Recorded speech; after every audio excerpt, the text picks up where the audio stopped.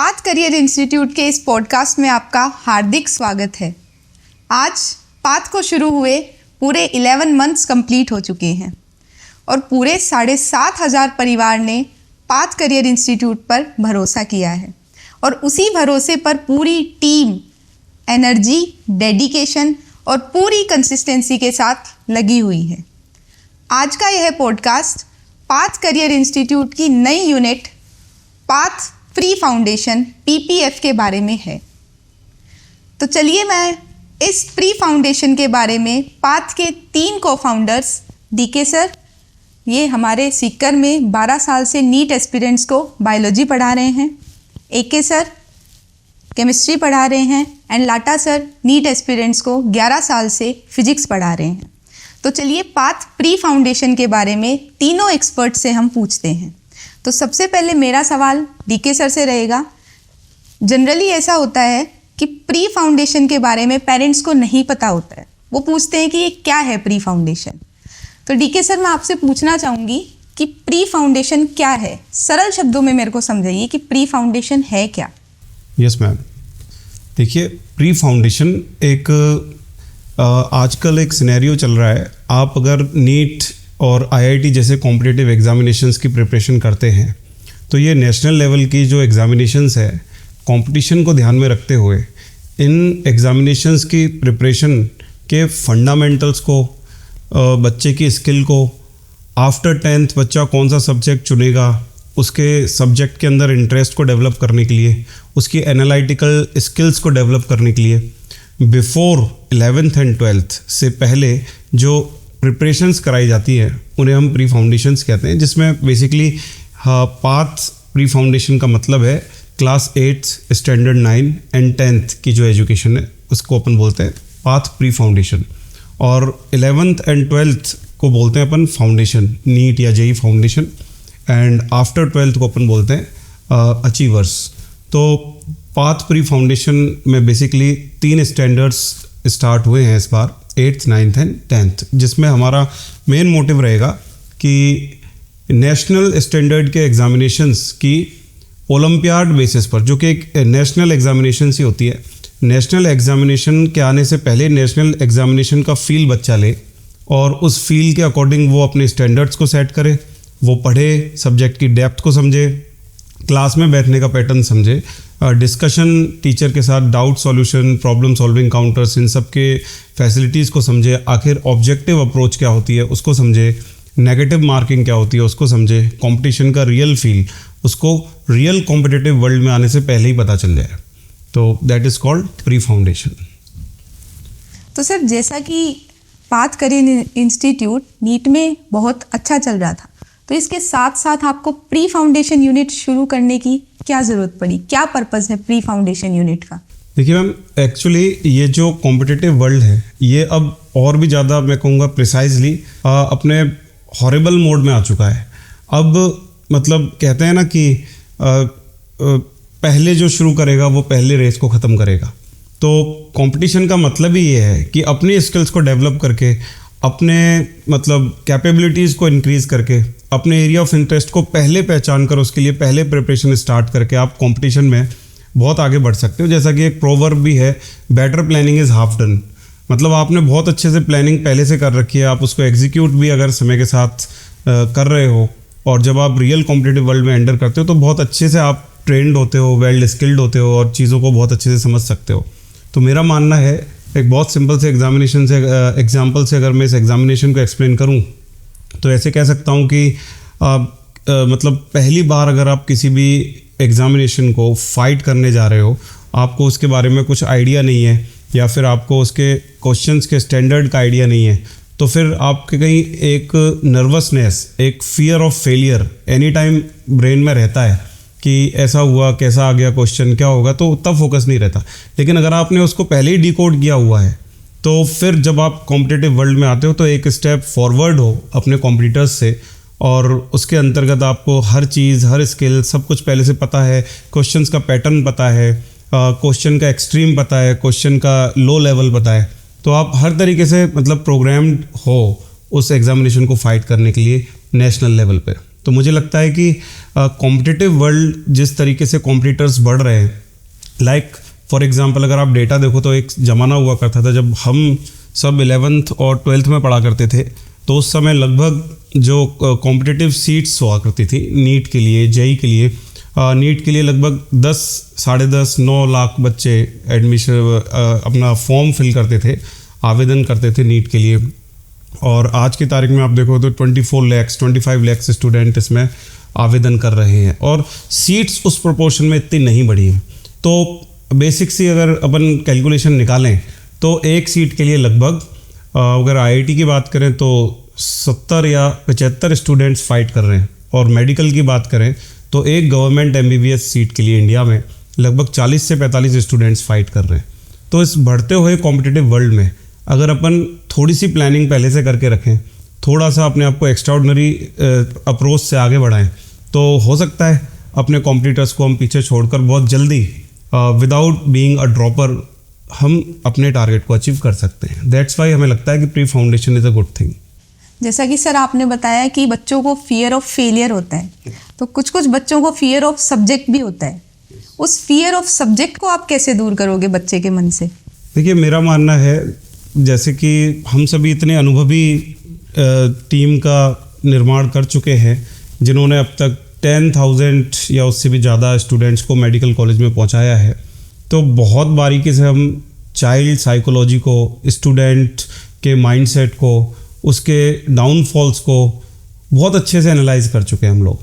तो मेरा मानना है कि सब्जेक्ट वाइज तो ऐसा कोई इशू, जब बच्चा हम लोगों से पढ़ रहा है या हमारे करिकुलम का पार्ट है या हमारी स्ट्रक्चर्ड प्रोग्रामिंग का वो हिस्सा है, तो उसको ऐसे कोई ऑब्स्टेकल्स, हर्डल्स अपनी प्रिपरेशन के दौरान आएंगे ऐसा हमें नहीं लगता, क्योंकि हमने 10-12 सालों के बड़े एक्सपीरियंस से ये एक कह सकते हैं ब्लूप्रिंट रेडी किया है कि एक बच्चे को कहाँ पर क्या प्रॉब्लम आ सकती है, कहाँ पर एक स्टूडेंट थोड़ा सा भी डिफ़िकल्टीज महसूस कर सकता है। तो हर चीज़ की प्रॉपर प्लानिंग है। पाथ के अंदर आप ये देखिए, जब बच्चा एडमिशन लेता है तो वेरी फर्स्ट डे ही उसको ड्यूरिंग एडमिशन जो एक किट हमारी तरफ से मिलती है अलॉन्ग विद स्टडी मटेरियल, उसमें उसको पूरा अपने ईयर लॉन्ग प्लानिंग का, अपने ईयर लॉन्ग टेस्ट का, अपने ईयर लॉन्ग क्लासेस का, अपने ईयर लॉन्ग हॉलीडेज़ का पूरा एक आइडिया फर्स्ट डे रहता है कि यार मुझे ऐसे करना है, इतने परसेंट सिलेबस मेरा राखी तक कंप्लीट हो जाएगा, इतने परसेंट सिलेबस दीपावली तक हो जाएगा, इतना परसेंट न्यू ईयर तक हो जाएगा, और फिर हमारी रिवीजन प्लानिंग इस तरह चलेगी।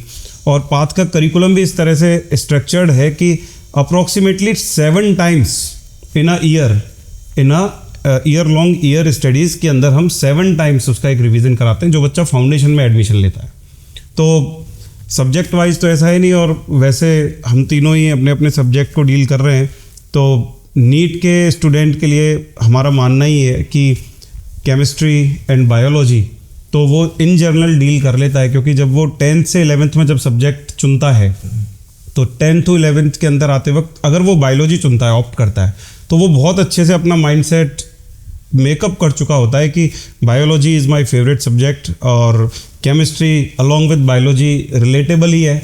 और थोड़ा बहुत इश्यूज़ अपन कह सकते हैं कि उनके माइंड में कैलकुलेटिव अप्रोच को लेकर के, न्यूमेरिकल्स को लेकर के फिजिक्स में होती है। तो हमारे साथ आज फिजिक्स के बहुत अनुभवी एक्सपर्ट लाटा सर भी जुड़े हुए, वो इन सभी क्वेश्चंस का जवाब देंगे और आपको बताएंगे कि अगर सब्जेक्ट वाइज इश्यूज आते हैं किसी स्टूडेंट को, तो वो हम किस तरह से कितना स्मार्टली उस बच्चे के साथ डील करके उन सभी को सॉर्ट आउट कर सकते हैं। लाटा सर, मेजरली फिजिक्स में तो नीट वाले बच्चों को भी बहुत ज़्यादा दिक्कत रहती है। किसी से भी पूछ लो, वीक सब्जेक्ट अपना फिजिक्स ही बताते हैं। तो आप उन बच्चों से कैसे डील करते हैं?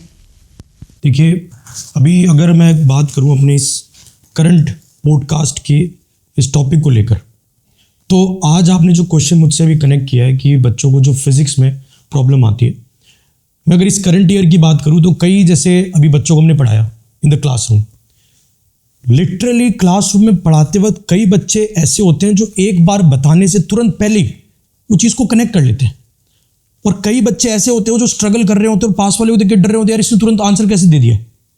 तो वहीं पर हमको एक फील होता है कि यार इस बच्चे ने जो तुरंत आंसर दिया है, उस बच्चे की क्लास 8, 9, 10th में पक्का अच्छी तैयारी हो रखी है, और ये चीज़ वाकई में कहीं ना कहीं देखिए, हम लोग को अगर बच्चा कोई प्रॉब्लम वाला मिलेगा, हम उसके साथ एक्स्ट्रा टाइम स्पेंड करेंगे, काउंटर पे उसको और बताएंगे, 4 प्रकार के और सवाल देंगे जिससे वो कंफर्टेबल हो जाए कि हाँ सर ने ये टॉपिक पढ़ाया, इस पर 4 क्वेश्चन करा दिए, अब मैं थोड़ा फील गुड कर रहा हूँ, खुद से कर लूँगा तो अच्छी फील होंगी। लेकिन जो 4 सवाल वो आज कर रहा है, अगर वो 8वीं 9वीं 10वीं में करके बैठ जाए तो सोच के देखिए आज मैं उसको एडवांस लेवल के 4 सवाल करा पाऊंगा, जिससे बच्चा फुल्ली कॉन्फिडेंट होकर बैठे टॉपिक को लेके, यार अब इस टॉपिक से संबंधित कोई भी सवाल है मुझे कोई प्रॉब्लम नहीं आने वाली। The best part is this, 8, 9, 10th करवाना इज वेरी नेसेसिटी, क्योंकि आज बच्चों में फर्क लाना है वाकई में। और ये पूरे सीकर की बात नहीं करता, मैं पूरे इंडिया लेवल पे बात करूंगा कि अगर वाकई में ये पेन बहुत बड़ा होता है। आज अपन सीकर के मार्केट में देखें, कोटा के मार्केट में देखें, तो ऐसा फील होता है कि यार ये 12th के बाद में अगर नहीं हुआ तो चलो 1 साल तो देना ही है, बट ये स्ट्रैटेजी बहुत रॉन्ग है। क्यों देना है? हम लोग ऐसे फालतू में अपना साल दे के बैठे, हमें अपने साल को बिल्कुल बर्बाद नहीं करना चाहिए। 8, 9, 10th में इतनी मजबूत तैयारी करनी चाहिए जिससे मेरा 10th के बाद में 11th और 12th के साथ में मेरा सिलेक्शन हो। दिस इज द रिक्वायरमेंट, और इसके लिए हम लोग बहुत फाइट करने के लिए रेडी हैं। और हमारी पूरी 6 महीने से, अमित सर पूरी 6 महीने से डीके सर पूरी टीम जो है जबरदस्त तरीके से काम कर रही है, और मतलब पूरा एक पैकेज के ऊपर काम कर रही है। अमित सर आप बताइए पैकेज के लिए कितना अलग लेवल पे काम चल रहा है? अब पैकेज की बात करें तो हमने जितने भी पेपर हुए हैं, जितने भी जैसे NTSC का एक पेपर होता है, NSTSC का होता है, IGSO होता है, NMO होता है, जितने भी ओलंपियाड्स हैं उनके टाइप के हमने क्वेश्चंस के अकॉर्डिंग अपनी थ्योरी पूरी डिज़ाइन की है। तो बहुत अच्छा तरीके से हमने उसको डिज़ाइन किया है बच्चों के दिमाग के बेसिस पर कि बच्चा कैसे उसको अपने अंदर एब्जॉर्व करेगा और कैसे आगे फाइट कर पाएगा किसी भी बड़े एग्ज़ाम के लिए। तो काफ़ी बेहतर अपना चल रहा है वो तो। और मेरा मानना है कि मॉड्यूल्स को लेकर तो अपन वेरी फर्स्ट डे से भी बहुत ज़्यादा एग्रेसिव है। हमारे पास कितने ही ऑफर्स ऐसे थे जब अपन ने पाथ नीट डिवीज़न स्टार्ट किया था फेब में 2025 इसी साल, तो हमारे पास कितने ऑफर्स थे स्टडी मटेरियल्स को लेके, अलग अलग प्रिंटिंग प्रेसेस से, अलग अलग पब्लिकेशन से, लेकिन हमने वो सारे के सारे दरकिनार करते हुए। याद हो एक बंदा आया तो क्या बोलता है कि सर आप तो पूरा का पूरा मटेरियल हमको दे दो, हम छाप के देते हैं। हाँ, स्ट्रेट अवे वर्ड्स थे कि भैया मेहनत कर लेंगे, चाहे बच्चों को अपने कंटेंट के साथ दे देंगे, लेकिन पूरा बनाएंगे खुद से। और इस तरह का भी सीन था ना, कई लोग तो ऐसे भी बोल रहे थे कि भाई आप हमारा स्टडी मटेरियल ले लीजिए, लोगो वगैरह सब आपका लग जाएगा और वो नया न्यूली फ्रेम्ड आपके पास होगा, आपको मेहनत ही नहीं करनी। लेकिन डे 1 से टीम का ये डिटर्मिनेशन था, चाहे रात दिन एक हो जाए, लेकिन स्टडी मटेरियल जो हम आज तक पढ़ाते आए हैं, जो ऑथेंटिक है, NTA के अकॉर्डिंग प्रूव्ड है, रेशनलाइज्ड NCERT के अकॉर्डिंग है, और जो अभी करंट सिनेरियो में नीट के क्वेश्चंस जिस तरीके के पूछे जा रहे हैं, और जो जस्ट नीट 2025 में अचानक से जो नीट का स्टैंडर्ड हाई हुआ क्वेश्चन पेपर का, उसको ध्यान में रखते हुए अपने मॉड्यूल्स के अंदर कॉन्सेप्ट बूस्टर्स और ये सारी चीज़ें, पाथ की एक अलग ही थीम है। मैं आपको बता देता हूँ स्टडी मटेरियल से रिलेटेड कि अपनी एक्सरसाइजेज में क्वेश्चंस के टाइप के अकॉर्डिंग डिवाइडेड है। We are not having mixed questions in home assignment 1 और 2 फॉर्मेट। हमारी अलग अलग बाकायदा एक मतलब थीम को फॉलो करते हुए एक्सरसाइजेज है, like path starter, path consolidator, path stabiliser, path supporter, path enhancer, path finisher, और हर एक एक्सरसाइज के अंदर क्वेश्चंस एकदम यूनिक अप्रोच के क्वेश्चंस है। लाइक पाथ स्टार्टर में आपको बेसिक लेवल के NCERT ओरिएंटेड क्वेश्चंस मिलेंगे, जिसके अंदर जस्ट वन लाइनर टाइप के क्वेश्चंस, MCQs, और बहुत वेरी बिगनिंग के अंदर बच्चा अगर उन्हें करता है तो उसकी NCERT पे अच्छी कमांड हो जाती है। फिर स्टेबलाइजर के अंदर मैच द फॉलोइंग के क्वेश्चन है सारे के सारे। सपोर्टर के अंदर डायग्राम बेस्ड क्वेश्चन है जिसमें लेबलिंग करवाते हैं। फिर हमारे स्टेटमेंट वाइज क्वेश्चन आ जाते हैं एनहेंसर के अंदर। एजर्शन रीजन के लिए अलग एक्सरसाइज है स्टेबलाइजर। एंड देन हमारे पाथ फिनिशर के अंदर PYQs आते हैं पिछले 10 to 11 ईयर के जो क्वेश्चंस नीट में आ रखे हैं। तो एकदम यूनिक अप्रोच से हमारे सारे के सारे मॉड्यूल्स डिज़ाइंड है, और वही हमने अभी प्री फाउंडेशन के लिए भी कर रखा है। हाँ, प्री फाउंडेशन जैसे हमारे लिए बिल्कुल नई अप्रोच थी, लेकिन हमारी टीम ने डिसाइड किया कि हम कहीं से मटेरियल हायर नहीं कर रहे, हम कहीं से मटेरियल को टेक ओवर नहीं कर रहे या कॉपी पेस्ट नहीं कर रहे। हम स्टडी मटेरियल को न्यूली फ्रेम अंदाज में अपने पाथ के फॉर्मेट के साथ, पाथ के ब्लूप्रिंट के अकॉर्डिंग उसे डिज़ाइन करेंगे। और इसमें हमारी टीम ने पिछले 4-4.5 महीनों से तो बहुत मतलब डिगिंग डीप वाली मतलब फीलिंग के साथ, मतलब सोचो पूरे टाइम लगे रहते हैं वो लोग। यस, मतलब उनको इतना जुनून फील हो रहा है। और आपने अपनी जब तीनों ही मीटिंग हुई थी, अपन ने जब डिस्कशन पूरी टीम 10 लोग बैठे थे अपन, तो ये बात हुई थी यार कि खुद से पढ़ाने का फील ही तब आएगा जब एक पन्ना अपने को पता कैसे और आज फील होता भी है। हम तो क्लासेस में बोलते हैं कि यार एक ज़माना था जब हमें बुक लिखने का शौक़ हुआ करता था और हम नोट्स क्लास में लिखवा देते थे तो उसी को बुक मान लेते थे। तो आज ईश्वर की कृपा से हमें ऐसा मौका मिला कि अपने खुद के स्टडी मटेरियल अपनी बुक के फॉर्म में लिखने का मौका मिला, प्रिंटेड फॉर्म में। तो आज जब वो स्टडी मटेरियल बच्चा सॉल्व करता है तो कई बार बोलता भी है सर क्लास नोट्स और study material is unique and same, सब कुछ सेम है एकदम। तो ऐसा भी नहीं है कि कई बार अलग अलग कोचिंग्स में देखने को मिलता है ना, स्टडी मटेरियल तो ट्रेडिशनली चला रहा है और कोई नया टीचर आता है वो अपनी नोट्स लिखाता है तो बच्चे को बहुत ज़्यादा इश्यूज़ क्रिएट होते हैं। नोट्स और स्टडी मटेरियल में उलझ जाता है कि नोट्स में ऐसा लिखा है, स्टडी मटेरियल में ऐसा लिखा है, लेकिन कंफर्टेबल टू सिंक। यस, हमारा पूरा सिंक रहता है एकदम स्टूडेंट के साथ। तो ये एक बहुत बढ़िया चीज़ भी है और बहुत अच्छा महसूस भी कराती है हमें अंदर से जब हमारा स्टडी मटेरियल जब जाता है और पाथ के लोगों के साथ जब वो बच्चों के पास पहुँचता है तो बच्चे भी बोलते हैं सर वाकई यूनिक है। मैंने तो लिटरली बहुत सारे रिपीटर बैचेस में ये ओपनली स्टेज पे खड़े होकर बोला बेटा एक पेज अगर आप कहीं से भी पूरे मॉड्यूल में 250 पेज के में अगर कहीं से भी मैच करके दिखा दोगे ना, इवन क्वेश्चंस वाले भी, तो आप जो चाहो वो प्राइज़ आपको मिलेगा और पूरी क्लास के सामने ओपन चैलेंज। और बच्चे इस बात को मानते भी है, यस सर आपने बहुत मेहनत की है। सर एक चीज़ और सर, अपन ने जो अपने को पॉडकास्ट में देख रहे हैं, मैम आप भी देखे, तो उनको सर एक मैसेज भी जाना चाहिए कि अपन जो आज ये पॉडकास्ट के अंदर प्री फाउंडेशन यूनिट को रिप्रेजेंट कर रहे हैं, तो आज प्री फाउंडेशन यूनिट जो है इस रोड के ऊपर जहाँ अपन अपनी एक सिस्टम को लेके बैठे हैं, कई लोग लेके बैठे, और जो डिफरेंस अपन ने जो बैठ के दिमाग लगाया कि बच्चा आज आ रहा है, वही सर मैं पूछने वाली थी आपसे कि जो पाथ की प्री फाउंडेशन है वो सीकर की मार्केट में तो और भी प्री फाउंडेशन यूनिट है, पाथ की प्री फाउंडेशन उनसे कैसे अलग है, ऐसा क्या खास है इसमें? मैम सच बता रहा हूँ, आप बिलीव नहीं करोगे, हम लोगों ने इसके लिए बहुत सोचा। अराउंड 3 to 4 डेज की हमारी वर्कशॉप हुई थी रोज। यस। तो हमने एक बात बहुत डिफरेंट सोची कि जितने भी बच्चे हमारे पास आ रहे हैं for the very first time in the like on earth of Sikar like, उसके ऊपर हम लोग ऐसा काम करने वाले कि बच्चा आए और उसको जो पढ़ा है पूरे दिन पढ़ाई हुई चीज को हम सेम डे रिवाइज करके भेजें। Yes, for the very first time. मतलब ये बिलीव नहीं करेंगे आपकी, मतलब जो उसने पढ़ा, पढ़ने के बाद में उसने जो भी पढ़ने के बाद उसने जो उस पर एक्सरसाइज करनी है वो उसको वही करवा के भेजेंगे। उसको घर के लिए नहीं छोड़ेंगे कि घर पे करें। बिल्कुल नहीं। बताइए इस बारे में सर, कितना काम किया था? हाँ बिल्कुल, इस पर काफ़ी चर्चा हुई कि ऐसा करेंगे कि जो जैसे उसकी 4 क्लासेस चल रही हैं तो जो भी पढ़ाया जाएगा, जो भी कंटेंट दिया जाएगा वो उसी दिन उसको तैयार करके उसका टेस्ट वगैरह लेके उसको एकदम फ्री कर दिया जाएगा कि वो घर पे जाए, खेले कूदे, जो भी पढ़ना है पढ़े, लेकिन उसको यहाँ का पढ़ने की ज़रूरत नहीं, एकदम से तैयार करके भेजेंगे। आपने सर ये भी बोला था कि बच्चों को कहीं टाइम ज़्यादा तो नहीं लग जाएगा, उस बारे में बताओ। देखो मैं तो इतना ही कहना चाहूँगा, जैसे अभी जिस क्वेश्चन पे अपना डिस्कशन चल रहा है कि कैसे पाथ का प्री फाउंडेशन बाकी प्री फाउंडेशन से डिफरेंस होगा, तो आपने जैसे 8, 9, 10, 11 महीने की अपनी नीट प्री मेडिकल की जर्नी को देखा तो आपने महसूस भी किया होगा। और पाथ का एक बहुत बेसिक सा सिद्धांत है इस मामले में कि we work on dare to be different policy. हम करते ही इस पैटर्न पर वर्क है कि भीड़ से अलग होना चाहिए, जो भी होना चाहिए, चाहे कीमत कुछ भी हो। मतलब अपना स्टूडेंट एक अपने आप में ट्रेडमार्क होना चाहिए, एक सिंबल होना चाहिए मार्केट के अंदर या इंडस्ट्री के अंदर या फिर एजुकेशन फील्ड के अंदर। वो जहाँ भी बैठे उस पर एक पाथ की छाप, पाथ का लोगो, पाथ का मोहर या यूँ कह सकते हो पाथ का सिंबल महसूस होना चाहिए, लोगों को दिखना चाहिए कि यार वो अलग है।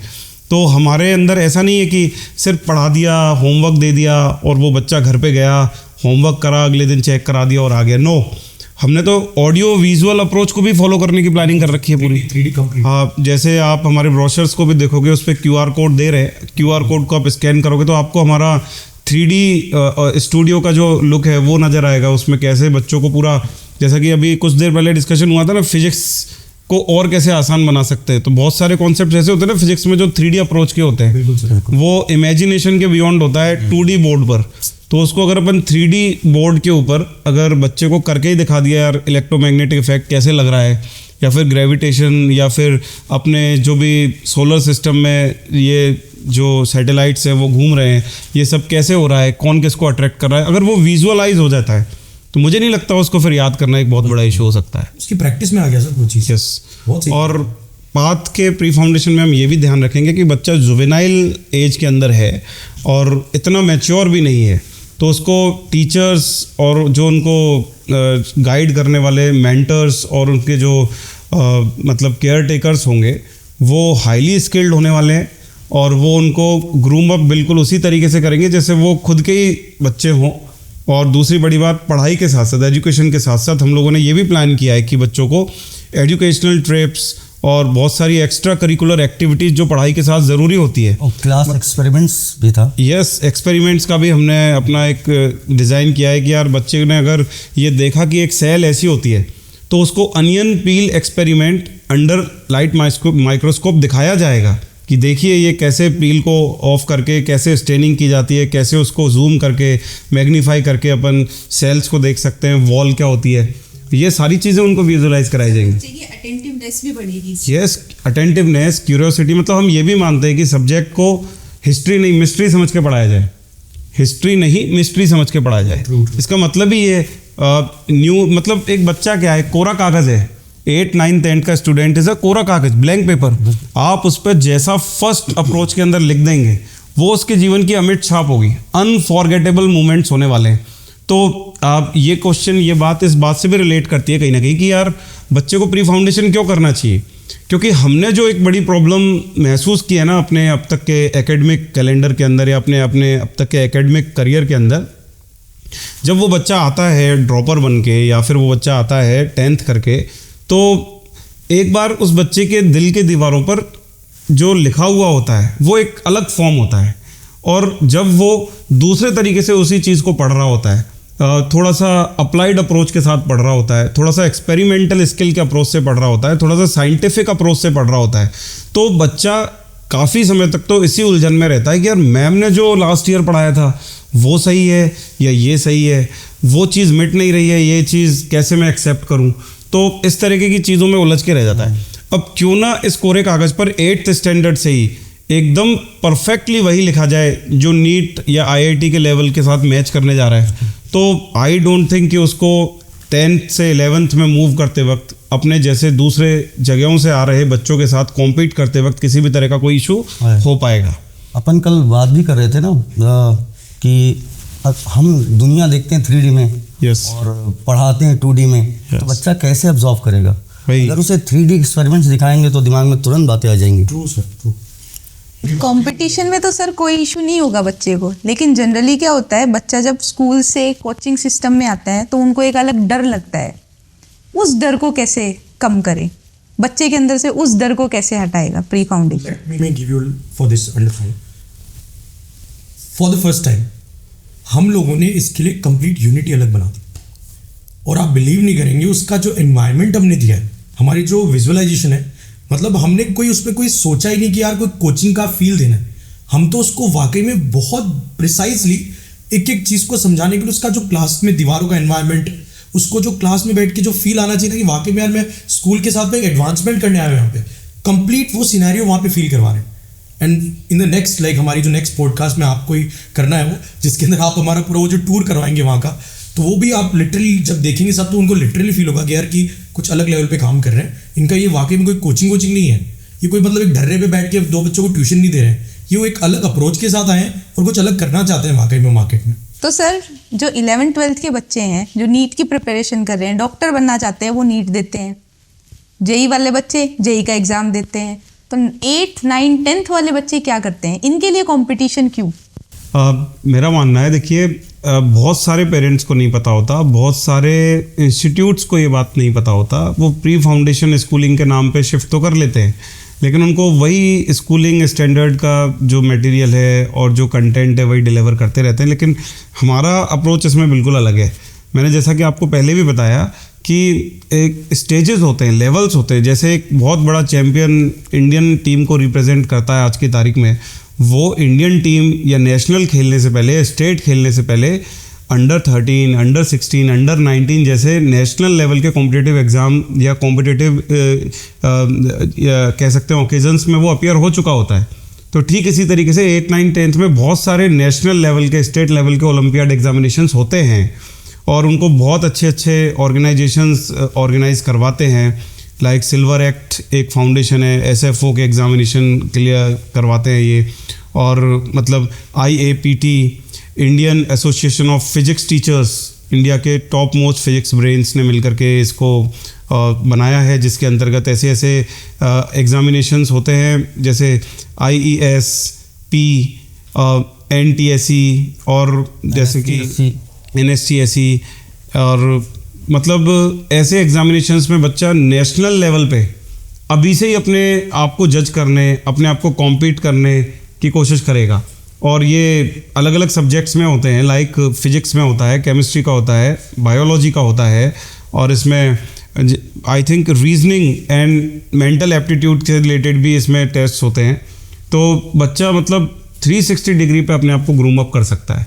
तो 10th में वो नेशनल लेवल के ओलंपियाड के कम से कम 20 से 25 एग्जामिनेशंस ऑर्गेनाइज होते हैं ऑल ओवर इंडिया के अंदर, स्टेट एग्जामिनेशन मिला करके। उन सबका ऑप्शन अपने पास में रहेगा और वो अपनी मर्जी के अकॉर्डिंग जिन जिन के लिए भी एप्लीकेबल है उन सभी एग्जामिनेशंस को दे सकता है।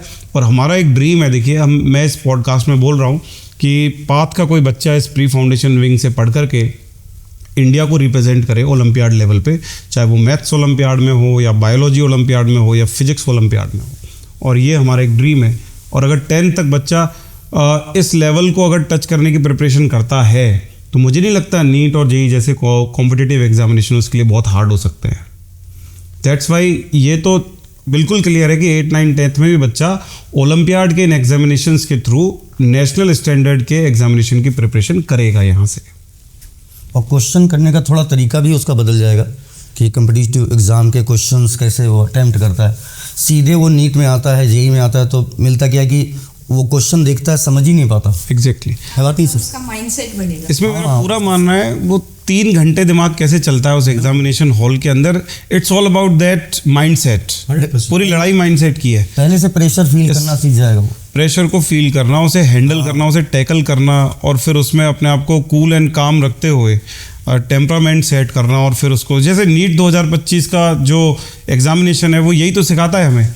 इस एग्जामिनेशन में उन बच्चों ने अपने आप को अच्छा परफॉर्म कराया है, अपने आप को अच्छे मेडिकल कॉलेज में पहुंचाया है, जिन बच्चों ने उस समय तुरंत मापा कि फिजिक्स का लेवल अप है, तो फिजिक्स से स्टार्ट नहीं करना, स्टार्ट बायोलॉजी से कर दिया और फिजिक्स को एंड में ले लिया। और जिन बच्चों ने फिजिक्स पहले स्टार्ट कर दिया उनके बायो के या केमिस्ट्री के कई क्वेश्चन छूट गए, इसलिए वो साल भर टॉप 10, टॉप 50 में चल लेकिन फिर भी सेलेक्ट नहीं हुए।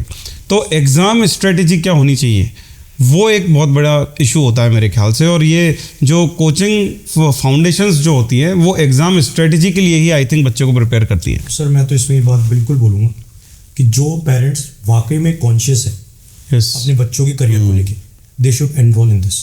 कई बार ऐसा होता है सर कि पेरेंट्स डरते हैं अपने बच्चे को भेजने से कि पता नहीं क्या एनवायरनमेंट रहेगा, कैसा हमारा बच्चा उसको कर पाएगा या नहीं कर पाएगा। तो उनके लिए आपका क्या संदेश है? वेरी फर्स्टली उनको दिल से कहूँगा कि आप ये विज़न रखिए कि बच्चे को 10th के बाद में अगर वहाँ तक स्कूलिंग में अगर एक बेसिक अप्रोच में सब्जेक्टिव की तैयारी करवाए जा रहे हैं और फिर आपका विज़न ये है कहीं ना कहीं कि उसको एक कॉम्पिटिटिव एग्जाम में स्टैंड करवाना है, तो अगर आपको लिटरली वो फीलिंग है तो हमारे साथ कनेक्ट करके यहाँ पे और एक बार कैंपस विजिट कीजिए। और हम जिस तरीके से डिलीवर कराने उसके लिए 1-2 दिन हमारे करिकुलम में बच्चे को ढाल के देखिए। If you have the confidence like that, please connect with us. तो हमने ये भी इस बार तो ये सोचा है कि हम कुछ डेमो की क्लासेस भी रखेंगे जिससे वाकई में उनको लिटरली फील हो कि यार क्या डिफरेंस हम कर रहे हैं, क्या डिफरेंट मार्केट से है। और साथ में मैं तो अभी सर मैं रिवील कर रहा हूँ आप लोग की कहने पे, हम 10 लोग खुद इस सिस्टम में इनडायरेक्टली डायरेक्ट इन्वॉल्व है, जिससे हम लोग भी वाकई में जो अच्छे लेवल के टॉपिक्स हैं, जो अच्छी कंसेप्ट को बिल्टअप करना हो, वो अभी से बच्चों में जाए। अच्छा, इसमें एक बात और बताना चाहूँगा, हम लोगों ने लेवल्स भी बनाए हुए हैं अपने। एक फाउंडेशन लेवल, प्री फाउंडेशन के अंदर भी एक फाउंडेशन लेवल और एक एडवांस लेवल। फाउंडेशन लेवल में सारे बच्चे एक साथ एनरोल होंगे और वो पढ़ेंगे, और फिर जो बच्चे उसमें कोप अप करेंगे, जो उसके अंदर बहुत अच्छा कॉम्पीट करेंगे या जो बहुत अच्छा परफॉर्म करेंगे, उनको एडवांस लेवल ऐसे नहीं एकदम से दे दिया, धीरे धीरे धीरे स्टेप बाय स्टेप मैनर में अपन उनको उठाएंगे। और हर एक बच्चे के पास एडवांस लेवल में स्विच करने का हम इसके अंदर अपना जो कहते हैं ना कि भाई सुपर बैच बनाने वाली स्ट्रेटजी जो होती है, तो वो भी अपन फॉलो करने वाले हैं, जिसमें रोटेशन लगता है। कुछ बच्चे इन हो गए एडवांस बैच से तो कुछ बाहर हो गए, तो वो हेल्दी कंपटीशन एनवायरनमेंट बना करके अपन बच्चों को उसके अंदर ट्रेन करेंगे।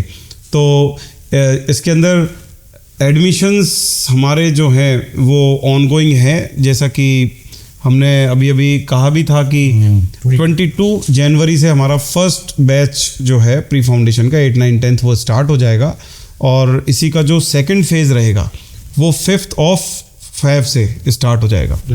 तो ये हमारा फर्स्ट फेज़ रहेगा। हम 3 फेजेस के अंदर प्री फाउंडेशन को स्टार्ट करेंगे। तो स्कूलिंग डजेंट मैटर, बच्चा स्कूल में पढ़ रहा है तो वेल एंड गुड, नहीं पढ़ रहा है तो पाथ शायद स्कूलिंग फैसिलिटी भी उनको बहुत प्यारी सी प्रोवाइड करेगा। क्यों सर, आप थोड़ा सा स्कूलिंग को एलेबोरेट कीजिए। क्या sir, completely school curriculum, complete full all जो भी नॉर्म्स है RBSE एंड CBSE के साथ कंप्लीटली कनेक्शन के साथ में इस पर्टिकुलर प्री फाउंडेशन के हर एक बच्चे को बहुत ही कॉन्फिडेंस के साथ में हम कनेक्ट करेंगे। हमारे खुद के जो प्री फाउंडेशन में जो भी एनरोलमेंट होंगे, कोई बाहर नहीं, स्ट्रेट अवे खुद का पर्सनल स्कूल पाथ का इसके साथ इंटीग्रेटेड होगा, जिससे कहीं कोई बच्चों को भी परेशानी नहीं होगी, और बहुत हेल्दी एंड सेफली बच्चों को proper test, proper minor, proper हर 7 दिन से पेपर, जिससे बच्चे को एक फील गुड रहेगा, यार पेपर से डरना नहीं है, पेपर इज लाइक नॉर्मल चीज, नेक्स्ट आती जा रही अच्छे से कर देंगे। क्यों मित सर? बिल्कुल। पेपर की स्टडी तो अपनी नीट में भी इसी तरह की डिवीज़न में रही है। अभी तक एक भी संडे नहीं है जब से पहला बैच स्टार्ट हुआ है कि अपन ने किसी भी संडे को किसी भी बैच के बच्चे ने एग्ज़ाम नहीं दिया हो। ऐसा हो ही नहीं सकता कि वो एग्ज़ाम ना दे। और एग्ज़ाम को हमने जस्ट फन बना रखा है एक तरीके से बच्चे के लिए, कि वो उसको एक मतलब सेल्फ ग्रूमिंग एक्सरसाइज की फॉर्म में आता है, टेस्ट देता है, उसके बाद एक प्रॉपर मोटिवेशनल सेमिनार होता है, उसको उसकी कुछ गलतियाँ बताई जाती हैं जिन पे उन पर फोकस करके ध्यान रखा जाता है, उन्हें रेडिकेट कराया जाता है, और फिर उसको अगले टेस्ट में और बेटर परफॉर्म करने के लिए मोटिवेट किया जाता है। तो ये एक सिस्टम है और सब कुछ बहुत वेल प्लान्ड है। इसके अंदर सारी चीज़ें ऐसे रहेंगी जैसे कि आप मान के चलिए कि जैसे एक मतलब किसी सर्कल के अंदर आप एंटर हुए तो घूम फिर करके आपको वहीं उसी जगह पर रास्ता मिल जाएगा पहुंचने का, कि यार ये रास्ता ऐसे जाता है, क्योंकि पाथ का नाम ही पाथ है। यस। और ये पाथ सब फुल फॉर्म और बता दे। पाथ की full form parent, aspirant and teachers hope. देखो हमारा शुरू से ही विजन रहा है पाथ का कि किसी भी स्टूडेंट की सक्सेसफुल जर्नी के अंदर जो 3 पिलर्स सबसे इम्पॉर्टेंट होते हैं। एक उसके सबसे प्राथमिकता पे आते हैं पेरेंट्स, उसके बाद उसके टीचर्स, और तीसरे नंबर पे वो खुद। जब इन तीनों में कोऑर्डिनेशन बहुत अच्छे लेवल का होता है तब जाकर कहीं ना कहीं उस बच्चे के मन में एक इच्छा जगती है, एक उम्मीद जगती है कि यार अब मैं कर जाऊंगा, क्लियर क्रैक कर दूंगा। तो इन तीनों के कोऑर्डिनेशन को मिलाकर ही ये पाथ डिज़ाइन हुआ है, और इस पाथ के अंदर थीम ही पाथ है, तो सफलता का पथ हमारी टैगलाइन है। तो कहीं ना कहीं वैसा ही करिकुलम, वैसा ही सारा की सारा सिस्टम, वैसा ही एकेडमिक, सब कुछ इसी तरह से डिज़ाइन किया गया है। इसके लिए मैं एक छोटी सी इन्फॉर्मेशन और शेयर करना चाहूँगा, चूँकि एडमिशन स्टार्ट हो चुके हैं।